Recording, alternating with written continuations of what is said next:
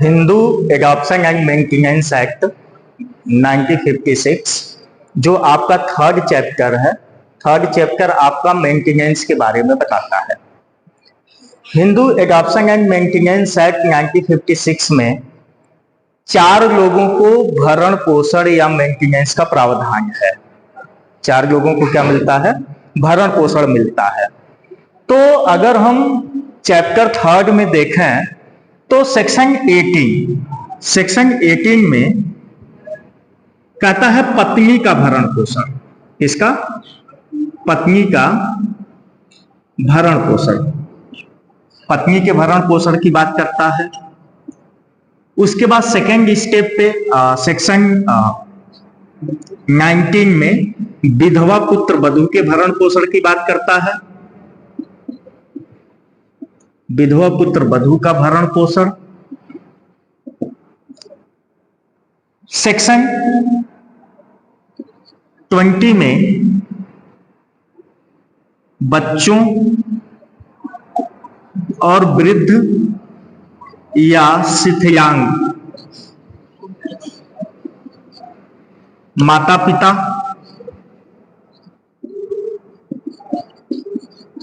के भरण पोषण की बात की गई है। और सेक्शन 22 में आश्रितों के भरण पोषण की बात की गई है। आश्रितों के भरण पोषण की बात की गई है। एक बार आप पुनः सुन लीजिए कि हिंदू एडॉप्शन मेंटेनेंस एक्ट 1956, मैंने आपको एडॉप्शन ही बता दिया था सेकंड चैप्टर में। थर्ड चैप्टर आपका जो शुरू हो रहा है मेंटेनेंस, हमने मेंटेनेंस में कहा कि 4 लोगों को मेंटेनेंस देने का प्रावधान है, जिसमें सेक्शन 18 ये कहता है कि पत्नी का भरण पोषण। पत्नी के भरण पोषण के बारे में हम विस्तार से भी चर्चा करेंगे, किससे भरण पोषण पाएगी। सेक्शन 19 में विडो अगर है, पुत्र वधू अगर विधवा है, तो उस विधवा पुत्र वधू का भरण पोषण कौन करेगा, इसके बारे में हम विस्तार से चर्चा करेंगे। सेक्शन 20 में बच्चे हैं, बच्चे के माइनर बच्चे हैं, अपत्य है, वृद्ध माता पिता है या शिथिलांग माता पिता है, उनके भरण पोषण के बारे में विस्तार से हम लोग चर्चा करेंगे कि उसका भरण पोषण कैसे किया जाएगा, कौन कौन उसका भरण पोषण करेगा। सेक्शन 22 में आश्रितों के भरण पोषण की बात की गई है। उससे पहले हम सेक्शन 21 में कौन कौन आश्रित होंगे उनकी हम बात करेंगे कि आश्रित की परिभाषा में किस किस पायदान पे कौन कौन व्यक्ति आश्रित होगा, उसके बारे में, आश्रितों के बारे में हम भरण पोषण की बात करेंगे। ओके, तो जहां तक बेटा बात रही भरण पोषण की, तो इन 4 लोगों में अब हम क्रम से एक एक व्यक्ति के भरण पोषण की चर्चा हम करते हैं। जिसमें सेक्शन 18 में जो पत्नी के भरण पोषण का प्रावधान है, तो सेक्शन 18 सीधे ये कहता है कि अगर कोई भी पत्नी, हिंदू पत्नी, किसकी बात करता है? हिंदू पत्नी है, हिंदू वाइफ है, चाहे उसका विवाह 1956 जो एक्ट आया Hindu adoption and maintenance act 1956 के चाहे पूर्व हुआ हो, 1956 के चाहे बाद हुआ हो, या 1956 जब ये हमारा एक्ट शुरू हो रहा है, प्रारंभ हो रहा है, उसी समय हुआ हो, तो कोई भी हिंदू पत्नी अपने पति से, किससे? अपने पति से भरण पोषण पाने की हकदार होगी। किससे? पति से। ये सामान्य नियम है बेटा। इसीलिए जब मैं आपको विवाह पढ़ा रहा था तो मैं उस पर विस्तार से चर्चा किया था कि पति को भर्तार कहा जाता है। गांव में आप चले जाइए, गांव में क्या एक अवधी भाषा है, तो उसमें पति को भर्तार भी कहा जाता है। भर्तार का मतलब क्या है? जो भरण पोषण करे वही क्या है? भर्तार है। तो जब पत्नी की जब हम बात करते हैं तो पत्नी का भरण पोषण कौन करेगा? पति करेगा। Section 18 of the Hindu adoption and maintenance act सीधे कहता है कि कोई भी हिंदू पत्नी है, चाहे उसका विवाह इस एक्ट के पहले हुआ है, प्रारंभ में हुआ है या बाद में हुआ है, उस हिंदू पत्नी का भरण पोषण उसका पति उसके जीवन काल तक करेगा। कब तक करेगा? उसके जीवन काल तक, या जीवन काल तक पत्नी अपने पति से भरण पोषण लेगी। ये कहता है बेटा सेक्शन 18 का सब क्लॉज 1, सेक्शन 18 का सब क्लॉज 1 सीधा सीधा यही कह रहा है कि कोई भी हिंदू पत्नी है वह अपने पति से अपने जीवन काल तक भरण पोषण प्राप्त करने की हकदार होगी। ओके, अगर हम सेक्शन 18 सब क्लास 2 की बेटा बात करें तो सेक्शन 18 सब क्लास 2 बड़ा मजेदार है। ये सामान्य नियम है भाई, उसके साथ रहेगी। ओके, तो सेक्शन 18 ये कहता है सब क्लास 2 कि पत्नी भरण पोषण पति से ले रही है, लेकिन सेक्शन 18 सब क्लास 2 में यह है कि पत्नी अपने भरण पोषण के दावे को बिना त्याग किए वो भरण पोषण भी ले सकती है और पति से पृथक निवास भी मांग कर सकती है कि हम आपसे भरण पोषण भी लेंगे और उनसे अलग भी रहेंगे। तो कौन कौन सी ऐसी दशाएं होंगी, कौन कौन सी ऐसी परिस्थिति होगी जिससे पत्नी अपने पति से भरण पोषण के साथ साथ सेपरेटली कहेगी भाई हम आपसे अलग रहेंगे और आपसे भरण पोषण भी लेंगे। तो कौन सी दशा होगी? उस दशाओं के बारे में जो बात करता है वो है सेक्शन 18 सब क्लास 2। सेक्शन 18 सब क्लास 2 यही कहता है कि अगर पति है, अगर क्या है, पति है और पति पत्नी का परित्याग कर दिया है, डिजर्शन, उसको क्या कर दिया है, उसका अधित्यजन कर दिया है। किस आधार पे? कोई आधार नहीं है, without any reasonable cause, without reasonable cause, कोई रीजनेबल कॉज नहीं है, विदाउट हर कंसेंट, बिना पत्नी की सहमति के, बिना किसी युक्त कारण के या अगेंस्ट हर विल, उसके बिना इच्छा के, बेटा ध्यान देना 3 शब्द लिखा गया है, तो उसको एबॉन्डिंग कर दिया है, उसका परित्याग कर दिया है। किसका? पत्नी का। कोई युक्त कारण नहीं है, पत्नी की उसमें कोई सहमति भी नहीं है और पत्नी की कोई इच्छा नहीं है, इच्छा के विरुद्ध है और पति उसको क्या कर दिया, उसका परित्याग कर दिया है। तो उस कंडीशन में पत्नी अपने पति से भरण पोषण के साथ साथ सेपरेटली निवास की या अलग रहने की हकदारनी होगी। किस कंडीशन में? अगर पति ने क्या कर दिया, उसका परित्याग कर दिया। भाई पति पत्नी का रिश्ता बेटा, मैंने जब विवाह है आपको पढ़ा रहा था तो मैं बहुत विस्तार से इस पे चर्चा किया था और मुझे एक लाइन बहुत अच्छी लगती थी, उस दिन भी मैं आपको सुनाया था, संतोषानंद जी ने बहुत अच्छी लिखी है कि तू धार है नदिया की, मैं तेरा किनारा हूं, तू मेरी सहारा है, मैं तेरा सहारा हूं। तो जो पति पत्नी का रिश्ता होता है एक दूसरे के सहारा होता है, लेकिन अगर पति ने उसका बिना रीजनेबल कॉज के, विदाउट रीजनेबल कॉज या बिना किसी युक्त कारण के या बिना उसकी सहमति के या बिना उसके इच्छा के अगर उसका परित्याग कर दिया है, तो इस कंडीशन में कोई भी पत्नी अपने पति से भरण पोषण के साथ साथ पृथक निवास की भी मांग कर सकती है। कोई कंफ्यूजन? ओके, कोई कंफ्यूजन? सेक्शन 18 सब क्लास 1 समझ में आ गया। सेक्शन 18 सब क्लास 2 का मैंने बताया कि अगर पति ने डिजर्टेड कर दिया है, उसका अधित्यजन कर दिया है विदाउट एनी रीजनेबल कॉज या without her consent and against her will, इसमें पत्नी का ना तो इच्छा होनी चाहिए, ना पत्नी की सहमति होनी चाहिए, ना कोई युक्त कारण होना चाहिए, एबॉन्डिंग ऐसा उसका परित्याग कर दिया है। तो इस कंडीशन में पत्नी अपने पति को, भाई सब लोग नहीं चाहते, भाई ये कहा गया 7 जन्मों का रिश्ता है, पत्नी कह रही है कोई बात नहीं, आपने हमारा परित्याग कर दिया है लेकिन आप मेरे पति परमेश्वर हैं, हम आपके नाम की सिंदूर पहनेंगे लेकिन हमें भरण पोषण देते रहो, हम सेपरेटली निवास करेंगे, ठीक? तो पत्नी अलग रहते हुए भी अपने पति से भरण पोषण की मांग कर सकती है। दूसरा है क्रुएल्टी। पहला क्या था? डिजर्शन। दूसरा है क्रुएल्टी, क्रूरता। अगर पति पत्नी के साथ क्रूरता कर रहा है, क्या कर रहा है? क्रूरता कर रहा है, क्रूर व्यवहार कर रहा है, या पत्नी और क्रूरता इस हद तक है कि पत्नी उसके साथ रह रही है, हमेशा एक रीजनेबल एप्रीहेंशन बना हुआ है, आशंका बनी हुई है कि इसके साथ रहना या तो इंजरियस हो सकता है या तो हार्मफुल हो सकता है।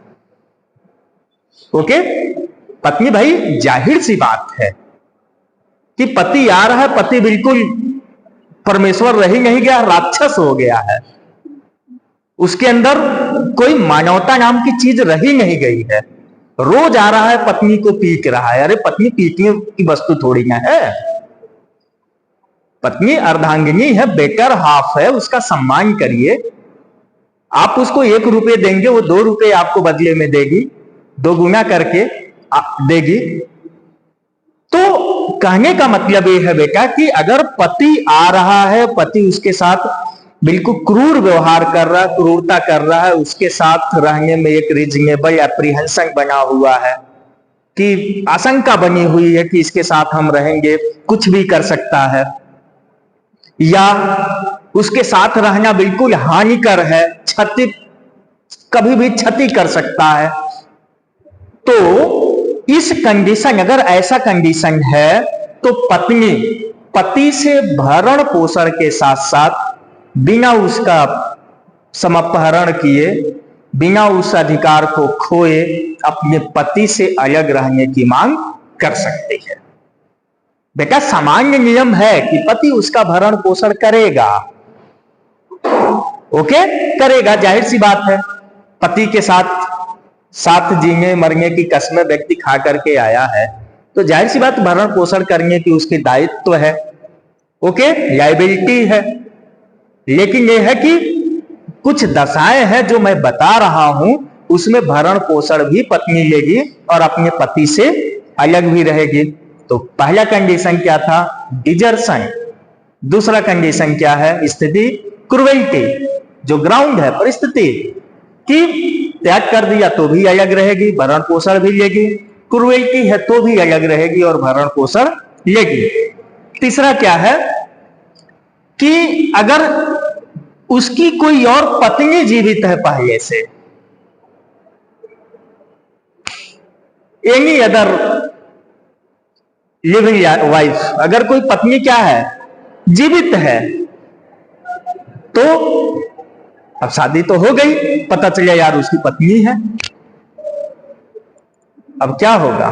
भाई उसने विवाह तो कर लिया, वो करी, कोई बात नहीं, कुछ तो कमी होगी।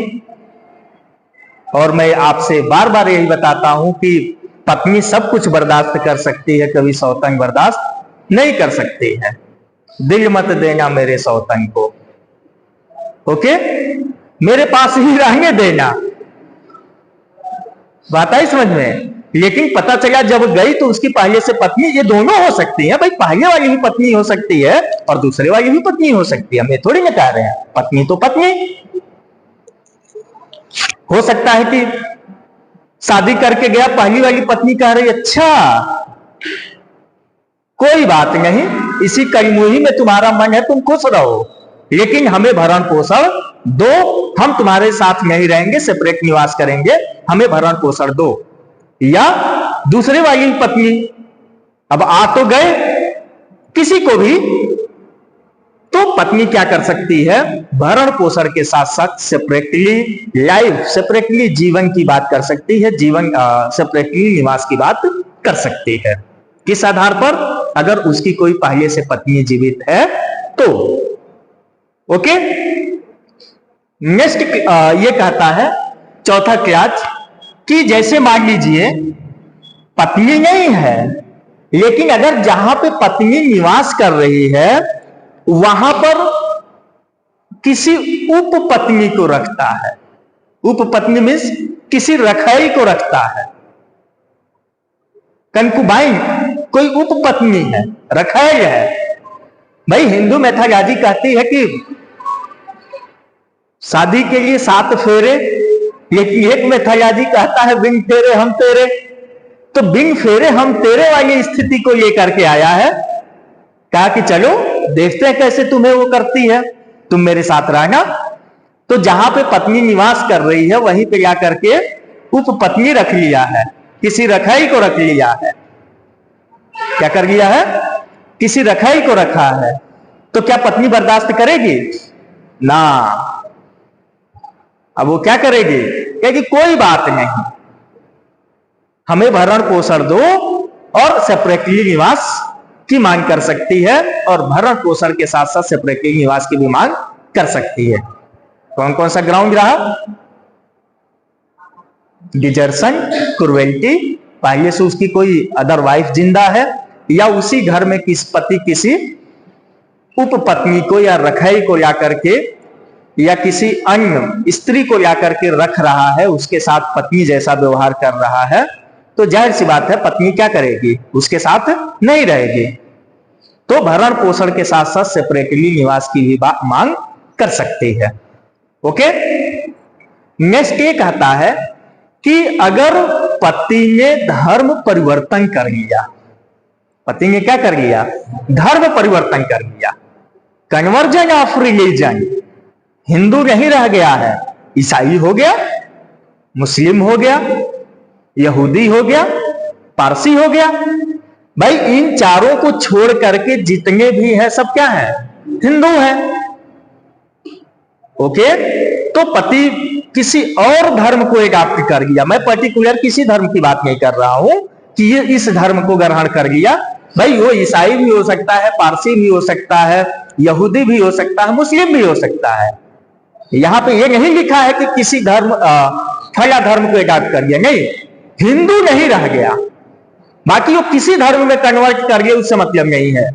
हिंदू नहीं रह गया तो पत्नी अपने पति से भरण पोषण के साथ साथ सेपरेटली निवास की भी मांग कर सकती है। ओके।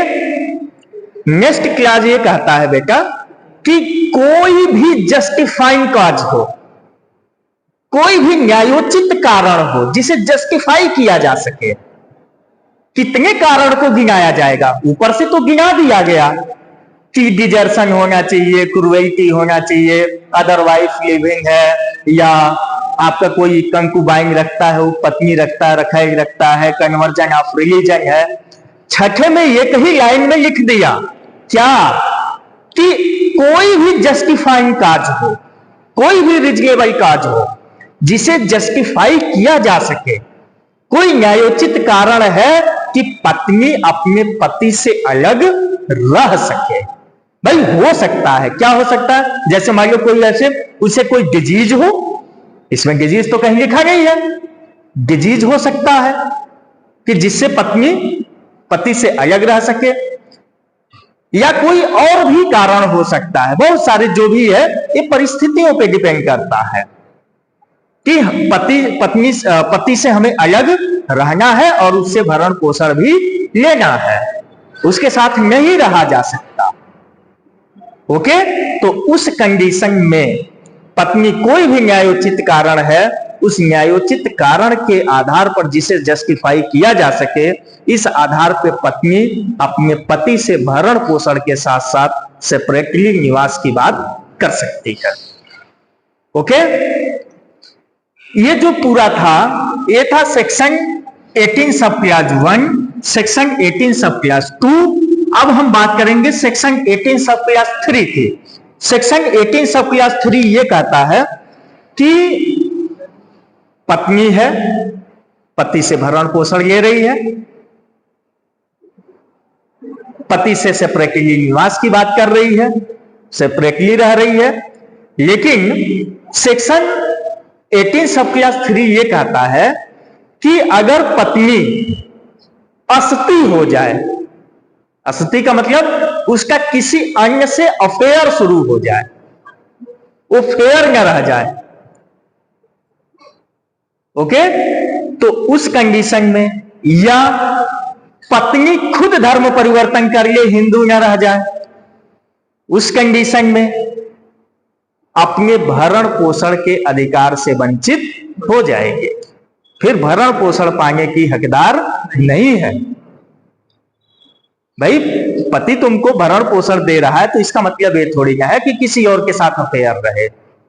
तो अगर उसका किसी और के साथ अफेयर हो जाता है या हिंदू नहीं रह जाती है तो पृथक निवास और भरण पोषण प्राप्त करने की हकदार नहीं होगी। ओके, ये था सेक्शन 18 सब क्लास 1, सेक्शन 18 सब क्लास 2 और सेक्शन 18 सब क्लास 3। अब हम बात करेंगे सेक्शन 19 सब क्लास